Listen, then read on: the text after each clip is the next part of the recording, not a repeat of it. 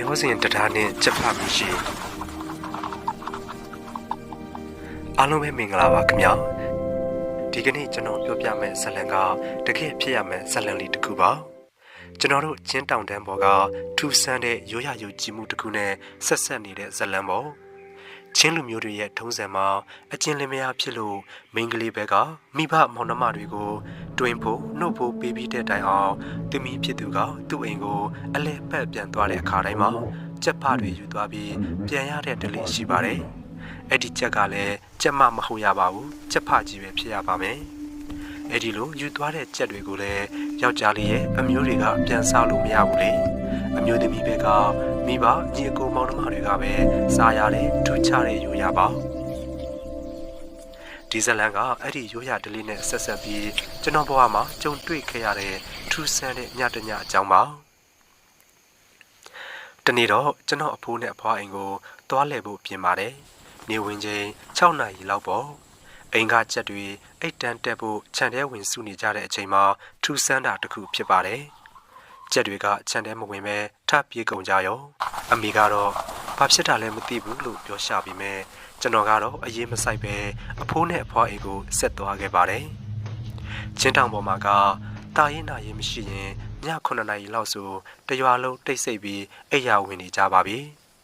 အဖွားအိမ်ရောက်တော့အဖွားကသူတို့သမီးလာပို့တဲ့ခေါင်းရည်တွေကိုတိုက်ပါတယ်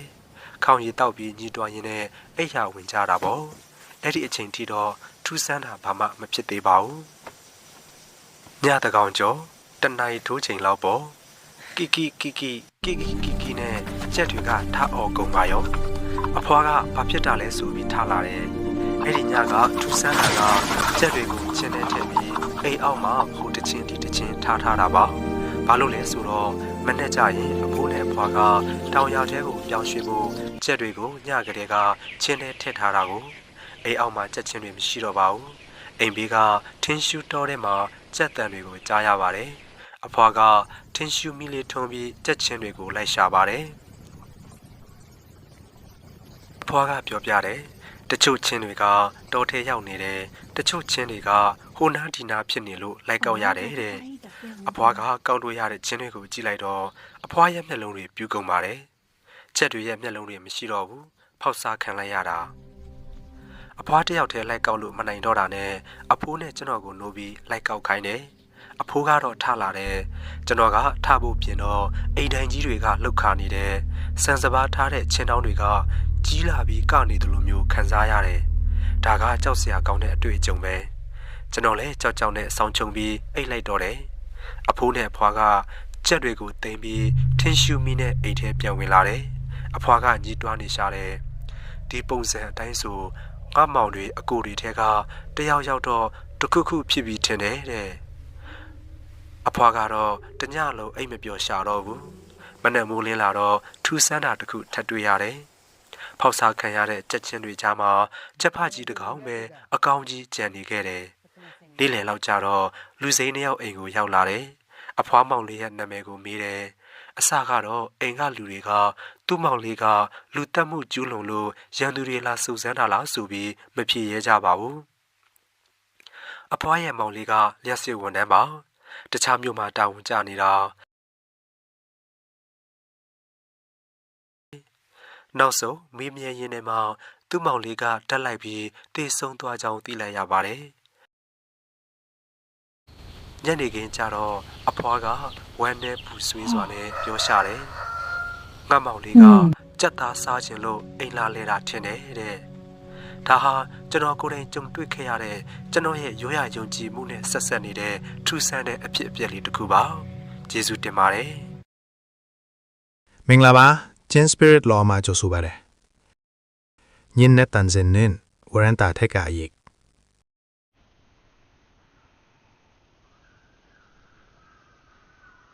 ဟောင်းနွမ်းတော့အိမ်ကြီးနဲ့လွမ်းမောက်ဖွယ်မှညောင်များကျွန်တော်ငယ်ဘဝရဲ့အယောင်အသွေးအဆုံဆုံးအချိန်တွေကိုတောတောင်ထူးထပ်တဲ့ချင်းတောင်တန်းပေါ်ကရွာကလေးတရွာမှာကုံဆုံးခဲ့ရတာပါအဲဒီချိန်တုန်းကကျွန်တော်ရဲ့ပျော်ရွှင်စရာအိမ်ဟာအဖေနဲ့အမေရှိတဲ့အိမ်မဟုတ်ဘူးရွာရဲ့ထိတ်ဆုံးလီတက်ရဲ့တညံ့ညံ့နဲ့မိတတ်တဲ့တစ်သားပြင်ဟောင်းတွေနဲ့ဆောက်ထားတဲ့အဖိုးနဲ့အဖွားရဲ့ကျယ်ဝန်းလာတဲ့အိမ်အိုကြီးပဲဖြစ်ပါတယ် အဖေနဲ့အမေကတောင်ရလုပ်ငန်းခွင်မှာအသားငါးတွေချက်ပြုတ်စားတောက်ချပေမဲ့ကျွန်တော်ကတော့အဖိုးနဲ့အဖွားရဲ့ရိုးရှင်းတဲ့ဟင်းလျာတွေကိုပဲပိုနစ်သက်ခဲ့တယ်။အိမ်ပြန်လာစားလီလို့အမေကခေါ်ရင်တော့ကျွန်တော်ကခေါက်ခါပြီးအဖိုးအဖွားစီမှာပဲကနေတတ်တာ။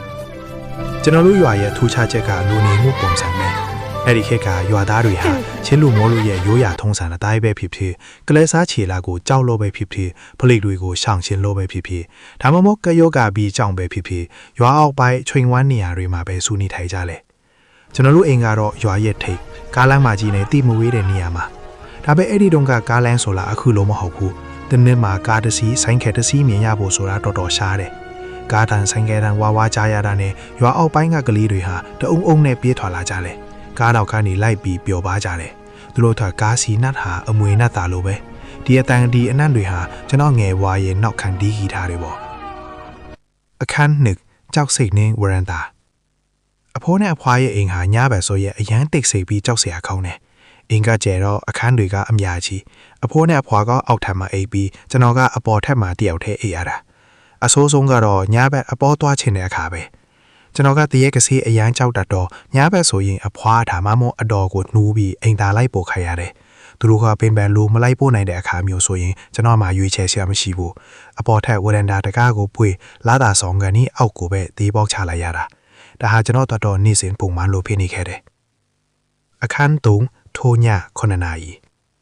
အဲ့ဒီညကအရေးတက်ကထူးထူးခြားပိုပြင်းထန်နေတယ်မီလင်ဘိုဘေးမှာအဖိုးကပိုက်တန်ဖွာပြီးပုံပြင်ပြောနေတော့ကျွန်တော်အိတ်ငိုက်လာလို့အပေါ်ထက်ကိုတက်အိတ်ခဲ့တယ်ည9နာရီလောက်မှအပေါ်သွားချင်းလို့နိုးလာတယ်အောက်ထက်ဆင်းပြီးအပေါ်ကိုခေါ်ပြီးမဲဘဘူးမှမထိုးဘူးအဖွားကိုခေါ်တော့လဲအတန်မထွက်ဘူးအင်ကြီးကတိတ်ဆိတ်လွှင့်နေတယ်ဒီနေ့တော့ဝရန်တာပဲသွားရတော့မှပဲဆိုပြီးအာတင်ကဝရန်တာဒီကားကိုဖြည်းဖြည်းချင်းတွန်းဖွင့်လိုက်တယ်အပြင်မှာလာတာနေပြီးမဲဝရန်တာရဲ့ထောင်တနေရာကအမောင်ကျနေတယ်အပေါ်သွားဖို့နေရာရှာရင်ဝရန်တာတကားပေါင်သားကိုကြည့်လိုက်ပြီးတော့ကျွန်တော်နှလုံးသားရက်တန်းသွားမထက်ပဲအမျိုးသမီးတယောက်ပေါ့သူမကအမဲရောင်လောင်းကုတ်အကြီးကြီးကိုဝတ်ထားတယ်စပိန်ကကုတ်ဝိုင်းဝိုင်းနဲ့ဒါပဲအချင်းစားဆုံးကတော့သူမရဲ့အသားအရည်ဟာထုံးလိုပဲဖြူဖွေးနေတာပဲသူမကဝရန်တာတကားပေါင်သားမှာမလွတ်မရွှက်ရက်နေတယ်ကျွန်တော်ကိုစိုက်ကြည့်နေသလိုပဲကြောက်လန့်တကြားနဲ့အော်ဖို့ကြိုးစားပေမဲ့အတန်ကထွက်မလာဘူးစကန်ပိုင်းအတွင်းမှာပဲကျွန်တော်အိမ်ထဲကိုအတင်းပြီးဝင်ပြီးတကားကိုနောက်ပြန်ပိတ်လိုက်တယ်အခန်း၄အဖိုးရဲ့တုံပြန်မူနဲ့ကြိုတင်နမိတ်ဘာချစ်တာလဲဘာမြင်လို့လဲအဖိုးကကျွန်တော်ရဲ့တုံရည်နေတဲ့အတန်နဲ့ခြေတန်းကိုကြားပြီးအောက်ထပ်ကနေတက်လာတယ်ကျွန်တော်စကားမပြောနိုင်ပဲဝရန်တာဘက်ကိုလင်းညိုးထိုးပြလိုက်တယ်အဖိုးကမျက်မှောင်ကျုပ်ပြီးဘေးမှာရှိတဲ့ထင်းချူးချောင်းတွေကိုကောက်လိုက်တယ်ပြီးတော့တကားကိုဖွင့်ပြီးဝရန်တာစီကိုအားနဲ့အင်းနဲ့ဖြစ်ပေါက်လိုက်တယ်အဲ့ဒီမှာဖြစ်လို့ရှိရဲ့ထွက်ခဲ့အဖိုးရဲ့အတန်ကအင်ကြီးထဲမှာဟင်းထွက်သွားတယ်ကျွန်တော်တို့နှစ်ယောက်ထားခဏစောင့်ကြည့်ပေးမယ်ဘာမှမရှိတော့ဘူးလေတိုးတန်ပဲရှိတယ်အဖိုးကကျွန်တော်ကိုကြည့်ပြီးတပြင်းကြီးဆက်ချတယ်သူမျက်နှာမှာစိုးရင်ရိတ်တီထင်ဟန်နေတယ်ဒီလိုအရေးမျိုးမတွေ့တာကြားပြီအဖိုးတို့ငယ်ကင်းတုန်းကတော့အိမ်သားမှာဒီလိုရိတ်မျိုးတွေ့ရင်မကောင်းဘူးမကြခင်ရွာတွေကတယောက်ယောက်တော့ဆုံးနေမယ်အဖိုးရဲ့စကားကြောင့်ကျွန်တော်ပိုးကြောက်သွားတယ်အဲ့ဒီညကအဖိုးနဲ့အဖွားကြားတဲ့ဝဲအိမ်ရင်ဘလို့မှအိမ်မပြောခဲ့ဘူးအခန်း၄တည်င်းဆိုနောက်တနေ့မနက်မှာရွာထဲကနေစူးညံတန်းနေချလိုက်ရတယ်ရွာသားတွေဟာတယောက်နဲ့တယောက်တိုက်ပြီးရွာအောက်ပိုင်းကိုဆင်းသွားကြတယ်ကျွန်တော်တို့လည်းနောက်ကနေလိုက်သွားတော့တည်င်းဆိုကကျွန်တော်တို့ကိုဆောင်ကျိုးနေတယ်အဖိုးရဲ့အစီတယောက်ခါတရွာကျော်မှာရှိတဲ့ချောင်းထဲမှာငားရှာရင်တောင်ကျချောင်းရည်ရုတ်တရက်ရှန်တက်လာလို့မျိုးဖားသွားထည့်ရတယ်အလောင်းကိုရှာမတွေ့သေးဘူးလို့ပြောကြတယ်အဖိုးကကျွန်တော်ပခုံးကိုပုတ်ပြီးတွေ့လာအဖိုးပြောတယ်မဟုတ်လားလို့ခတိုးလို့ပြောတယ်ကျွန်တော်ဝရန်တာဘက်ကိုပြန်လဲကြည့်မိတယ်အဲ့ဒီနေရာမှာတော့ဘာမှမရှိတော့ဘူးဒါပေမဲ့အဲ့ဒီအမဲရောင်လောင်းကုန်းနဲ့ဖြူဖြိုးဖြိုးအမျိုးသမီးရဲ့ပုံရိပ်ဟာကျွန်တော်မှညံထဲမှာတီနီထထီဆွဲထနေတော့ပဲအဲ့ဒီနောက်ပိုင်းကျွန်တော်ဝရန်တာကနေအပေါ်မရရဲတော့တို့ညာဘက်ဆိုရင်လည်းအိမ်ထဲမှာပဲအိတ်တဲ့အချိန်ဖြစ်သွားခဲ့ပါတော့တယ်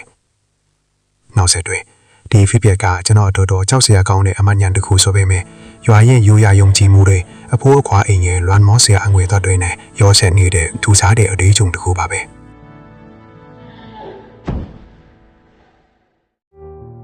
မိဖို့နာကနမိတ်ဆိုးနဲ့တောင်ရတဲမှာလွမ်းခြင်း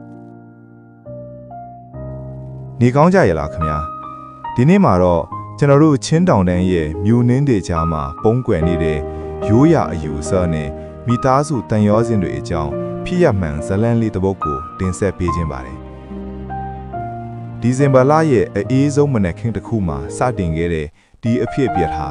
အခုထိကျွန်တော်နှလုံးသားထဲမှာဆွဲထင်နေတော့မှာပဲအဲ့ဒီတော့ကျွန်တော်ကလူပြိုပေါက်အရွယ်ပေါ့ချင်းတောင်ရဲ့ဒီဇင်ဘာဆိုတာစောင်ပုံတဲကနေထဖို့တော်တော်လေးခဲရင်တဲ့အချိန်မှာဒါပေမဲ့အဲ့ဒီနေကတော့ထူးခြားပါတယ်ကျွန်တော်တို့မိသားစုတောင်ရအလောက်အတွက်ရွာကလူတွေကိုအကူအညီတောင်းထားတာမို့ဧည့်သည်တွေအတွက်ထမင်းဟင်းပြင်ဆင်ဖို့အဖွားနဲ့အတူမနက်4 နာရီခွဲမှတင်ထခဲ့ရပါတယ်တောင်ရတဲလေးရဲ့အလဲကမီးပိုဘေးမှာအဖွားကထင်းချောင်းလေးတွေကိုစနစ်တကျစီးနေတယ်ကျွန်တော်ကတော့အဖွားဘေးမှာကတ်ထိုင်ပြီးမီးပိုကထွက်လာမဲ့အနှွေးဓာတ်ကိုစောင့်နေမိတာပေါ့တဲအပြင်ဘက်မှာတော့မြူနင်းတွေကပိတ်မောင်နေပြီးလေတိုးတန်ကတဝါဝါနဲ့ကြောက်စရာတောင်ကောင်းနေပါတယ်အဖွားကမီးခတ်ကြောင်နဲ့မီးစတင်ဝှင်းနေတော့ပါတယ်ဖောက်ဆိုတဲ့အတန်းကြီးကမြည်သွားပါတယ်မီးပိုတွေကထင်းစပေါက်တာထက်ပိုကျဲလောင်ပြီးတခုခုပြိုကျပျက်စီးသွားသလိုအကွဲတဲ့အတန်းမျိုးပါကျွန်တော်နဲ့အဖွားတယောက်မျက်နှာတယောက်ကြည့်လိုက်မိကြတယ်ဘာဖြစ်တာလဲအဖွားတခုခုများပေါက်တာလားလို့ကျွန်တော်ကလန့်ချက်ပြီးမေးလိုက်တော့အဖွားကမီးဆက်မမွေးတော့ပဲညင်ကျသွားပါတယ်အဖွားရဲ့မျက်နှာကဖြူဖြော့သွားပြီးတက်ပြင်းကိုလေးလေးပင်ပင်ချလိုက်ရင်ဒီလိုမျိုးမဖြစ်တာကြာပြီမြေရဲ့မကောင်းဘူးလို့တူတိုးလေးရည်ရတယ်အဖွားကကျွန်တော်လက်ကိုစုပ်ကိုက်ပြီးဖျော့ပြပါတယ်အဖွားရဲ့အယူဆကမီးပုံမှာအကြောင်းမဲ့ဒီလိုဖောက်ကနေအတန်မီရင်အမျိုးအရင်ခောက်ပြီးတနေရာမှာဆုံးပါတတ်တဲ့ကျွန်တော်တို့နှစ်ယောက်လုံးစိတ်မကောင်းခြင်းများစွာနဲ့မီးပိုကိုဆက်မွေးဟင်းချက်နေကြပြီမဲ့ရင်ထဲမှာတော့တထိတ်ထိတ်ပေါ့မကြပါဘူးနေရောင်ကြီးလှမ်းပြူလာတဲ့အချိန်မှာပဲတောင်ထိပ်ကနေရွာသားတွေရဲ့လှမ်းအော်ထန်ကိုကြားလိုက်ရပါတယ်အဖိုးအဖွားဆင်းခဲ့ကြပါအောင်ပြိုတူမလေးဆုံးသွားပြီပြိုအဖွားရဲ့မျက်နှာမှာမျက်ရည်တွေဝဲတက်လာပါတယ်မနက်ကကြားခဲ့ရတဲ့အတန်ဟာတကယ်ပဲတေချင်းတရားရဲ့နမိတ်ဆူးဖြစ်နေခဲ့ပါပြီအဲ့ဒီနေ့တောင်ရအလုပ်တွေအားလုံးဖြတ်လိုက်ကြရပါတယ်ချက်ပြုတ်ပြီးသားသမင်းတွေခေါင်အိုးတွေကိုထမ်းပြီးတူမလေးရဲ့အတုပါအိမ်ကိုကျွန်တော်တို့ခြေကုံတင်လျှောက်ခဲ့ကြရပါတယ်မီးတင်ဂရိတ်တဲ့အချိန်မှာမြင်ရတဲ့မြစ်ကွင်ကပူပြီးရင်တာဟိုကောင်းပါတယ်အပူချိန်ကြောင့်တူမလေးရဲ့လက်ကလေးကွေးတက်လာတဲ့အချိန်မှာအဖွားကသူ့လက်ဘဲမှာအမျက်တနောဆွဲထားတဲ့ငွေတိန်းကပြားလေးကိုချွတ်ပြီးတူမလေးရဲ့လက်ထဲကိုအသားရထည့်ပေးလိုက်ပါတယ်အိမ်ပြန်ရောက်တဲ့အခါမှာကျွန်တော်တိကျင်စောနဲ့မေးမိပါတယ်အဖွားတေသွားတဲ့သူကိုဘာလို့ငွေတိန်းကထည့်ပေးတာလဲလို့အဖွားကကျွန်တော်ကိုကင်ကျင်နာနာကြင်ကြည့်ပြီးခြေပါတယ်မြည်ရဲ့သူကတမလွန်ကိုသွားရမှာလေလမ်းမှာစားရင်ထမင်းဝယ်စားဖို့ရေငတ်ရင်ရေဝယ်တော့ဖို့ခရီးစရိတ်ထည့်ပေးလိုက်တာပါလို့တဲ့ဒီစကားကိုကြားလိုက်တဲ့အခါကျွန်တော်နားလည်သွားပါတယ်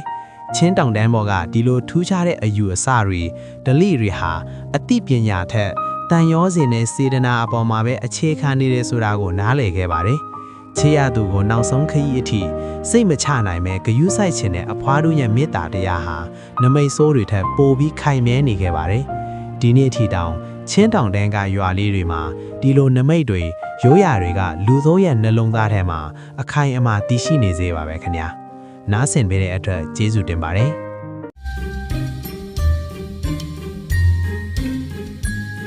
တောင်ရလန်းကဝိညာဉ်ထမ်းစဉ်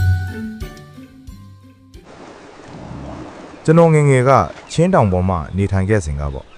ချင်းလူမျိုးတွေရဲ့ရိုးရာအတုပဓလေ့ဟာတောင်ရမှာဖြစ်စေရွာထဲမှာဖြစ်စေတကယ့်ကိုစီကားလာပါတယ်နာရေးရှိပြီဆိုရင်ဘေးအိမ်နီးချင်းတွေဆွေမျိုးသားချင်းတွေဟာခေါင်ရည်အိုးတွေနွားနောက်တွေဝက်တွေကိုတည်ပြီးကူညီကြရပါတယ်အဲ့ဒီလိုကူညီတဲ့နေရာမှာလဲအပြန်အလှန်တဘိုးရှိပါတယ်ကိုယ့်အိမ်မှာအခက်ခဲရှိတုန်းကကူညီဘူးတဲ့အိမ်ကိုပဲပြန်ပြီးကူညီရတဲ့ဓလိပါအဲ့ဒီတုန်းကကျွန်တော်ဒုတိယတန်းလောက်ပဲရှိဦးမဲ့ထင်တယ်ဒီနေ့မှတော့ဘေးအိမ်ကတောင်ရတဲမှာနာရေးရှိလာတယ်အဲ့ဒီနေ့ကည8 နာရီလောက်ရှိပြီအဖိုးရဲ့အဖွားရဲ့ကျွန်တော်ရဲ့3 ယောက်သားထင်းရှူးမီးတိုင်လေးကိုကင်ပြီးနာရေးရှိတဲ့တောင်ရတဲကိုလမ်းလျှောက်သွားကြတယ်ပတ်ဝန်းကျင်တစ်ခုလုံးကမောင်မဲနေပြီးထင်းရှူးမီးအလင်းရောင်လေးကသာလမ်းကိုပြနေတာပေါ့လမ်းလျှောက်နေရင် နာရီတဲကိုမရောက်ခင်အကွေ့တစ်ခုအရောက်မှာကျွန်တော်တို့ရှိကနေလူ6ယောက်ထွက်လာပါတယ်သူတို့ဟာချင်းရိုးရဝတ်စုံတွေကိုအပြည့်အစုံဝတ်ဆင်ထားပြီးအလောင်းကိုထမ်းလာကြတာပါဘသူတွေလဲဟာဆိုပြီးကျွန်တော်တေချာကြည့်မိတယ်အလင်းရောင်အောက်မှာမြင်နေပေမဲ့ကျွန်တော်လုံးဝမမြင်ဘူးတဲ့ရွာထဲကလူတွေနဲ့လည်းမတူတဲ့သူတွေဖြစ်နေပါတယ်ထူးဆန်းတာကအဖိုးနဲ့အဖွားဟာသူတို့ကိုမြင်ရက်နဲ့လမ်းဘေးကိုဖေးမပေးဘူးဆက်လျှောက်နေကြတယ်ကျွန်တော်ကတော့အလွန်ကြောက်လန့်ပြီးတုံတုံရီမဲ့လမ်းဘေးကိုကတ်ဖယ်ပေးလိုက်ရပါတယ်သူတို့6ယောက်ကကျွန်တော်တို့ဘေးကနေတိတ်တဆိတ်ဖြတ်တန်းသွားကြတယ်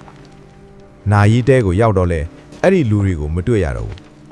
အတူပါအခမ်းအနားပြီးလို့ညတင်နာရီလောက်မှကျွန်တော်တို့တောင်ရတဲကိုပြန်ရောက်ကြတယ်အိမ်ပြန်ရောက်ချင်းပဲကျွန်တော်ကကြောက်လန့်နဲ့အဖိုးအဖွားလမ်းမှာလူ6ယောက်အလောင်းထမ်းလာတာတွေ့တယ်ဘာလို့မရှောင်ဖေးတာလဲလို့မေးနေတယ်အဖိုးနဲ့အဖွားကတယောက်မျက်နှာတယောက်ကြည့်မိငါတို့ကဘသူ့ကိုမှမတွေ့ဘူးလမ်းမှာဘာမှမရှိပါဘူးလို့ပြောကြပါတယ်ကျွန်တော်ထိုအမျိုးသမီးမျက်နှာကိုမြင်ခဲ့ပါတယ်နာမည်ကိုထုတ်မပြောရဲလို့လားညင်နေခဲ့ရပါကျွန်တော်မြင်ခဲ့တဲ့အလောင်းဟာကျွန်တော်အမေဘက်ကအမျိုးဖြစ်ပြီးသူကအမျိုးသမီးဖြစ်ပါတယ်သူမဟာတလအကြာမှာပဲအဲ့ဒီတောင်ယာမှာပဲစွန့်ပါခဲ့ပါတယ်အဲ့ဒီအချိန်ကစပြီးအဖိုးနဲ့အဖွားကသူတို့မမြင်ရတဲ့အရာကိုကျွန်တော်ကမြင်ခဲ့တာလို့ပြောကြပါတယ်ဒါဟာချင်းတောင်ပေါ်မှာညဘက်တောင်ယာလမ်းတွေမှာကြုံတွေ့ရတတ်တဲ့ထူးဆန်းထွေလာတစ်ခုလိုပဲခံယူထားရပါတယ်ဒီနေ့အထိအဲ့ဒီလူ6ယောက်ရဲ့မျက်နှာကိုပြန်တွေးမိရင်ကြက်တီးတဖြန်းဖြန်းထမိတော့မှာပဲနားဆင်ပေးတဲ့အတွက်ကျေးဇူးတင်ပါတယ်ခင်ဗျာ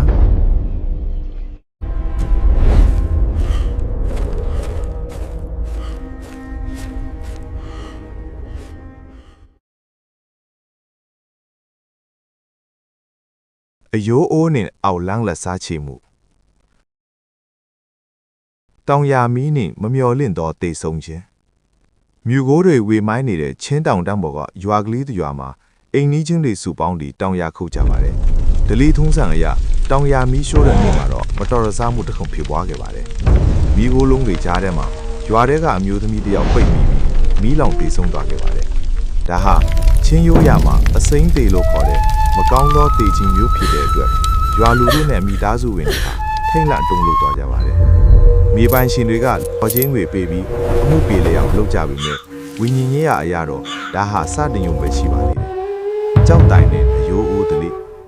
ချင်းရိုးရအရာအစိမ့်သေးဖြစ်တဲ့အတွက်နတ်ဆရာတွေဘေဒင်ဆရာတွေနဲ့တိုင်ပင်ပြီးကျက်ဥဘေဒင်လီးဘေဒင်တွေမိမြန်းရပါတယ်နတ်ပူဇော်ဝဲတွေခန်းခန်းနားနားလောက်ပြီးမှအတူပါကို3ရက်တိုင်ကျင်းပပါတယ်တေဆုံးသူရဲ့အယုတ်အလောင်းကိုမိတကြိုပြီးရရှိလာတဲ့အယိုးပြတွေကိုမြေအိုးလက်ထဲကသူဝစ်စင်ခဲ့တဲ့အဖိုးတန်ပယင်းပူတီးစေတွေငွေဆွဲပြားတွေတောဝက်ဆွဲတွေနဲ့အတူထည့်သွင်းပါတယ်ထိုအယိုးအိုးကိုနွားနောက်များစွာတက်နီမှာစိုက်ထူခွင့်ရှိတဲ့ဂုံချက်ပြရုပ်ကြောက်တိုင်အောက်မှာဂူသွင်းမြုပ်နှံခဲ့ပါတယ်အတူပါသွားသူတွေဟာလည်းမိမိတို့စီဝိညာဉ်ကတ်မပါလာအောင်ပဲရင်ကိုအစိမ်းဝါးပြီးမှတွားကြရသလိုအိမ်ပြန်ရောက်ရင်လည်းခေါင်ဖတ်နဲ့ပတ်ထျားမိမှအိမ်ထဲဝင်ကြရတဲ့အထိစီကန်းကြည့်လာပါတယ်ဒါပေမဲ့လောဘဟာလူတစ်ယောက်ကိုဖျက်ဆီးလိုက်ပါတယ်ရွာထဲကလူငယ်တစ်ယောက်ကကြောက်တိုင်အောက်မှာထည့်ထားတဲ့အဖိုးတန်ငွေတဲ့ပစ္စည်းတွေကိုမျက်စိကျပြီးတိတ်တဆိတ်တွားရောက်ခိုးယူခဲ့ပါတယ်လူမသိနိုင်ဘူးလို့ထင်ခဲ့ပေမဲ့တေဆုံးသူရဲ့မိသားစုကတိရှိသွားပြီးအောင်တမန်လွတ်ကလော်ကြေးတောင်းပါတယ်အတိသက်တွေရှေ့မှာပစ္စည်းတွေကိုအယိုးအိုးတဲ့ပြန်ထည့်ခိုင်းခဲ့ပေမဲ့ကန်ဆိုးမိုးမောင်ကြမှုကအဲ့ဒီမှာနဲ့မရတန့်ခဲ့ပါဘူးဝိညာဉ်ညင်ပန်းမှုနဲ့ကြောင်ချောက်ချဖြစ်ခြင်းပစ္စည်းတွေပြန်ပေးပြီးတဲ့နောက်မှာတော့ထိုလူငယ်ဟာစိတ်ပုံမှန်မဟုတ်တော့ပဲကြောက်မက်ထွယ်ကြောင်ချောက်ချတွေဖြစ်လာပါတယ်ဝေဒင်ကပြားကြီးနဲ့မရိုက်ပါနဲ့နာလာပါပြီမီးတွေလောင်နေပြီကဲကြပါအောင်ဆိုပြီးတယောက်တည်းထအောင်ပါတယ်သူဟာနှင်းညမပြတ်နှိစက်ခတ်နေတယ်လို့ခံစားနေရပြီးအသားအရွယ်တွေလည်းခြောက်ကတ်လာပါတယ်တလနှစ်လကြာတဲ့အထိကုမရပဲအခြေအနေဆိုးရွားလာတဲ့အခါမိသားစုဝင်တွေကနတ်ဆရာစီမှာကြက်ဥဘေဒင်သွားမေးပါတော့တယ်နတ်ဆရာကဘေဒင်ဟောလိုက်တာကတော့တေဆုံးသူရဲ့ပစ္စည်းတစ်ခုဟာသူ့ခန္ဓာကိုယ်ဒါမှမဟုတ်အိမ်ထဲမှာကြံနေသေးတယ်တဲ့အိမ်သားတွေကတကူလုံးရှာဖွေတဲ့အခါသူ့အင်ကြီးအိတ်ကတ်ထဲမှာကတ်ပါလာတဲ့ငွေရင်ကားပြားတေးသေးလေးတစ်ခုကိုရှာဖွေသွားပါတယ်ဒါဟာအရင်ကပစ္စည်းတွေပြန်ပေးတော့ကကြံရစ်ခတ်တဲ့ပစ္စည်းဖြစ်နေပါတယ်နတ်ဆရာညွှန်ကြားတဲ့အတိုင်းကြက်ဖတ် ကြက်မဝက်မလေးနဲ့နတ်ပစံလုပ်ပြီးအဲ့ဒီငွေတင်ကားသားကိုအယိုးအိုးထဲပြန်ထည့်ပေးလိုက်တဲ့အခါမှာတော့ရက်ပိုင်းတွင်းမှာပဲထိုလူငယ်ဟာအကောင်းပကတိအတိုင်းပြန်လဲကျမ်းမာလာပါတော့တယ်နားဆင်ပေးတဲ့အတွက်ကျေးဇူးတင်ပါတယ်